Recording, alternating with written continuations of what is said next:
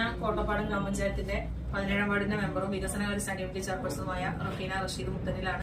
കഴിഞ്ഞ മാസം 23-ാം തീയതി ഭരണസമിതിയുടെ യോഗം കഴിഞ്ഞ് ഗ്രാമപഞ്ചായത്തിന്റെ മുകളിലത്തെ നിലയിൽ നിന്ന് താഴത്തെ നിലയിലേക്ക് വരുമ്പോൾ ഞാൻ ഫോണിൽ സംസാരിച്ചുകൊണ്ട് ഇറങ്ങി വരുന്ന സമയത്ത് കുണ്ടിലക്കാട് പ്രദേശത്ത് താമസക്കാരനായ കോടിയിൽ സാജിദ് എന്ന ബാവ പഞ്ചായത്ത് ഓഫീസിനകത്തേക്ക് കടന്നു വരികയും അതേ പോയ സ്പീഡ് തന്നെ അയാൾ തിരിച്ചു വരികയും ചെയ്തപ്പോൾ ഞാൻ ഫോൺ സംസാരിച്ചുകൊണ്ടിരിക്കുമ്പോൾ എന്റെ ബാക്കിൽ വന്നുകൊണ്ട് വഴിയിൽ നിന്ന് മാറടി എന്ന് ആക്രോശിച്ചുകൊണ്ട് എന്നെ ശല്യപ്പെടുത്തുകയുണ്ടായി. ബാക്ക് വശം തിരിഞ്ഞു നോക്കുമ്പോൾ ഇയാളാണെന്ന് വ്യക്തമായപ്പോൾ ഞാൻ അയാളോട് ചോദിച്ചു, എന്താണ് നീ എന്നെ വിളിച്ചത് എന്ന് ചോദിച്ചപ്പോൾ പിന്നെ അയാള് പറഞ്ഞിട്ടുള്ള വാക്കുകൾ എനിക്ക് നിങ്ങൾക്ക് മുമ്പിൽ പറയാൻ കഴിയാത്ത രൂപത്തിലുള്ള അനാവശ്യങ്ങളായിരുന്നു. ഒരു സ്ത്രീത്വത്തെ അപമാനിക്കുന്ന രീതിയിലുള്ള വാക്കുകളാണ് അയാൾ ഉപയോഗിച്ചിട്ടുണ്ടായിരുന്നത്.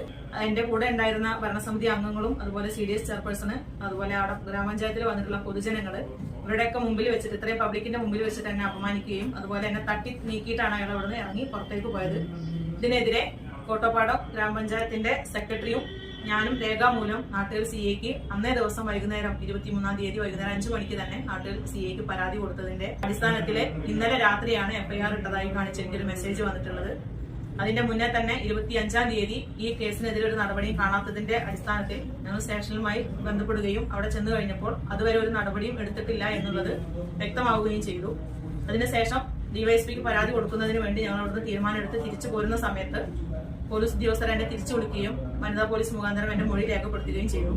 വീണ്ടും 29-ാം തീയതി ഞങ്ങൾ വീണ്ടും അവിടെ ചെന്ന് പറഞ്ഞപ്പോഴാണ് നമുക്കെതിരെ ആ ഒരു പരാതിക്കെതിരെ ഒരു നടപടിയും വന്നിട്ടില്ല എന്ന് കൃത്യമായി ബോധ്യമായതിന്റെ അടിസ്ഥാനത്തിൽ വീണ്ടും നമ്മൾ DYSPക്ക് പരാതി കൊടുക്കുന്നതിന് വേണ്ടി മണ്ണാർക്കാട് സ്റ്റേഷനെത്തി DYSPയെ ഫോണിൽ വിളിച്ച് സംസാരിക്കുകയും അതിന് അനുകൂലമായിട്ട് ഇന്നലെ രാത്രിയാണ് FIR ഇട്ടതായി കണ്ടത്. ആ FIR വന്നിട്ടുള്ളത് തികച്ചും ഒരു സ്ത്രീയെ കളിയാക്കുന്ന രീതിയിലുള്ള പരാതിക്ക് ഒരു വാല്യൂ കണക്കാക്കാത്ത രീതിയിലുള്ള ഒരു FIR ആണ് വന്നിട്ടുള്ളത്. ഇതിൽ മാനസികമായി ഒരുപാട് പ്രയാസങ്ങളുണ്ട്. കാരണം ഇത്രയും പബ്ലിക്കിന്റെ ഇടയിൽ വെച്ച് ഒരു ജനപ്രതിനിധിയായിട്ടുള്ള ഒരു സ്ത്രീയെ അപമാനിച്ചതിന്റെ ഭാഗമായിട്ട് ആ ഒരു പ്രതിക്കെതിരെ എനിക്ക് അനുകൂലമായ നടപടി എടുക്കാൻ നാട്ടിൽ സ്റ്റേഷൻകാർക്ക് കഴിയാത്തത് കൊണ്ട് ജനപ്രതിനിധിയായ എന്റെ അവസ്ഥ ഇതാണെങ്കിൽ ഇന്നല്ലെങ്കിൽ നാളെ വേറൊരു സ്ത്രീക്ക് നേരിടുന്ന ഒരു പ്രശ്നങ്ങൾ വന്നു കഴിഞ്ഞാൽ ആ ഒരു സ്റ്റേഷനിൽ പോയാൽ എന്ത് നീതിയാണ് ലഭ്യമാകുക എന്നുള്ളത് കൃത്യമായി ബോധ്യമായത് കൊണ്ട് തന്നെയാണ് ഇന്ന് മീഡിയാസിന് മുമ്പിൽ വന്ന് ഈ കാര്യങ്ങൾ പറയുന്നത്. ഈ FIR ഇട്ടത് ഞാൻ ഒരിക്കലും അംഗീകരിക്കില്ല. കാരണം ഇതൊരു സ്ത്രീത്വത്തെ അപമാനിക്കുന്നത് എന്നെ ആക്രമിക്കാൻ ശ്രമിച്ചതും കൂടെ എന്റെ മോള് സ്കൂളിൽ പോകുന്ന സമയത്ത് സ്കൂൾ ബസ് കൊണ്ട് അവരെ ഇടിച്ചു വീഴ്ത്താൻ ശ്രമിക്കുകയും